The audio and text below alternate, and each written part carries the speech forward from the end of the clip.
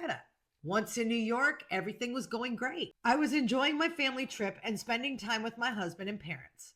Until one morning, my bank called me, waking me up, telling me that my account had been frozen and marked as fraud. Obviously, this was confusing to me since I hadn't done anything fraudulent to cause this. They connect me with the proper department only to find out that the maid of honor has flagged her Zelle payment to me as fraud. And now the bank has to lock down my account to investigate it. I explained that I have proof that she knowingly sent me money for the flights she owed me money for.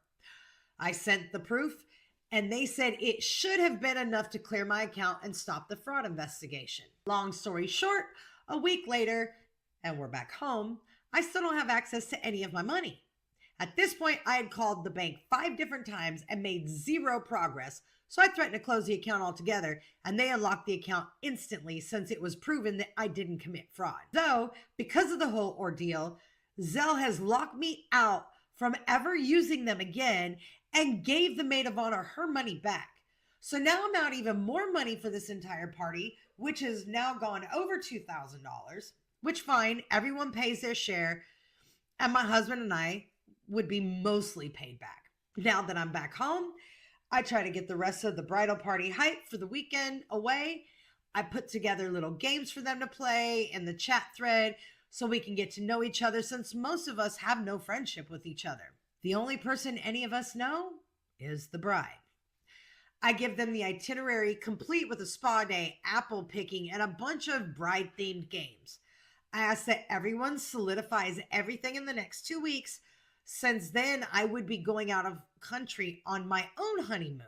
So obviously I wouldn't be responsive to their questions about the trip during that time. No one had any questions, so husband and I went off on our honeymoon.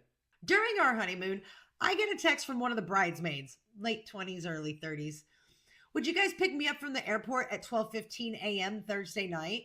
Your girl doesn't want to miss the apple orchard Friday. Given I explained I wouldn't be handling bachelorette party stuff on my honeymoon, I thought the bride would do the responsible thing and step in and explain that the invite says everyone's responsible for their own transportation and that they can Uber, schedule a car service, etc. But no, she didn't.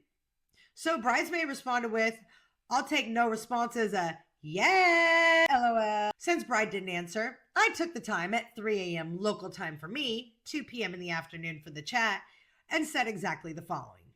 I won't be picking anyone up at the airport. Sorry. On my honeymoon, and told y'all I won't be responsive during that time. This set off the bridesmaids, and she responded with, oh wow, that's a little unexpected considering you're the one that planned all of this and you know the area.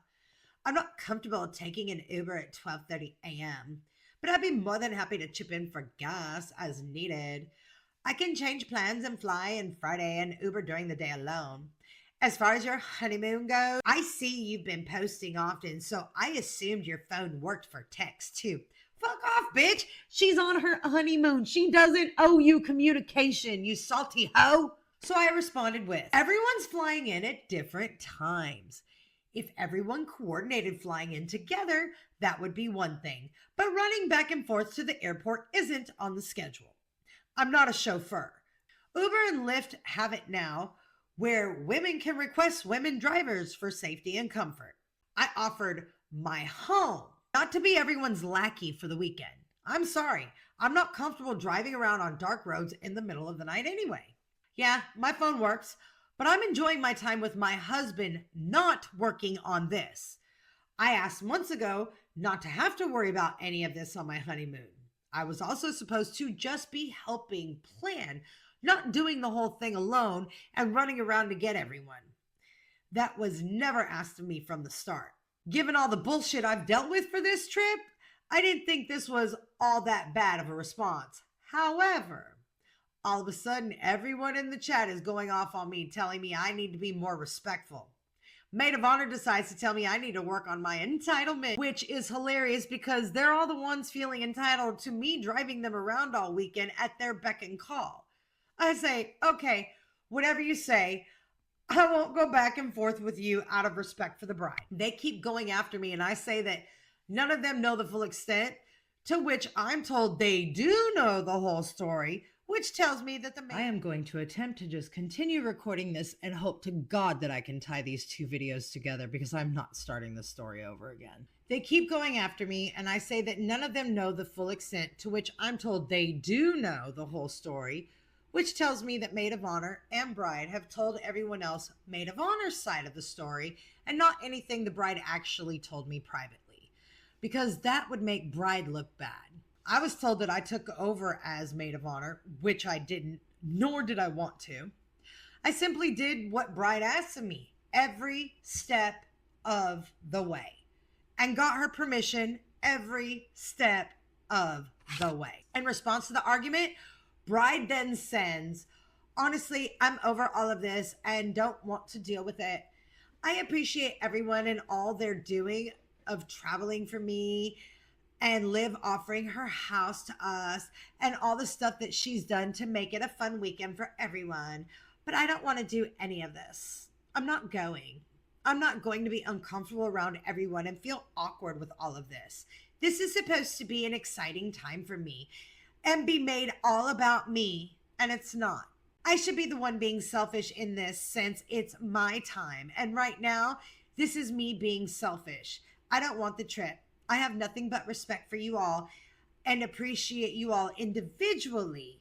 And we can just keep it that way. No one needs to be friends and no one needs to do this trip together.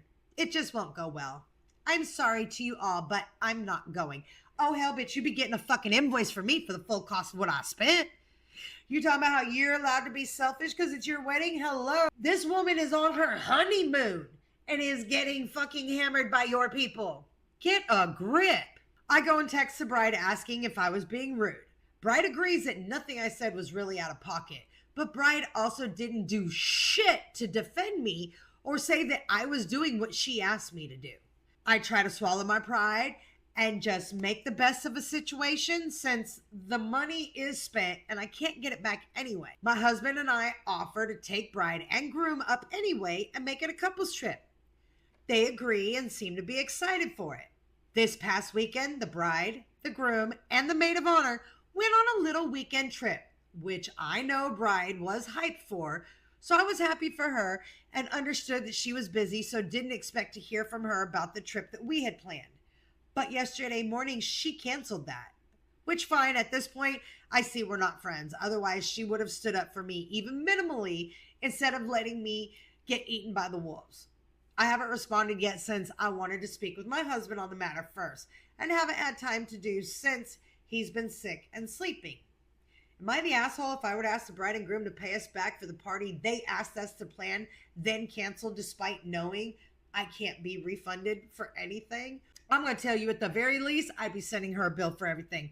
But I would also be taking them little screenshots of all the shit she talked about for all those other people. I'd be taking the screenshots from Maid of Honor, and I'd be dropping them all into that group chat and then immediately leaving saying, hey, since nobody in this group has the ability to speak for themselves and say what they truly feel, here, let me share what the bride feels about all of you, since you all decided to make decisions on me based off of somebody else's story without getting the full story. Here you go. Oh, and by the way, I would be letting Little Miss Maid of Honor know she'll be seeing me in small claims court. Because since she somehow figured out a way to get that money back, but you have the text messages showing that she said she was going to pay that and that she actually committed fraud to get it back, not only would I be taking it to small claims court to get my money for those tickets, but I'd also be taking that to the DA to see if they want to go ahead and go after her because, you know, she lied to the bank. You have text messages that show. So she's kind of screwed if you actually want to be Petty Betty. God, I hope you do, because you know what? Sounds like the only people in this whole story that were even kind of cool, your husband and you. Now, if you ever need somebody to go up there and do apple picking, let us know. I would love to see what New York looks like in the fall. I hope you have a blessed marriage.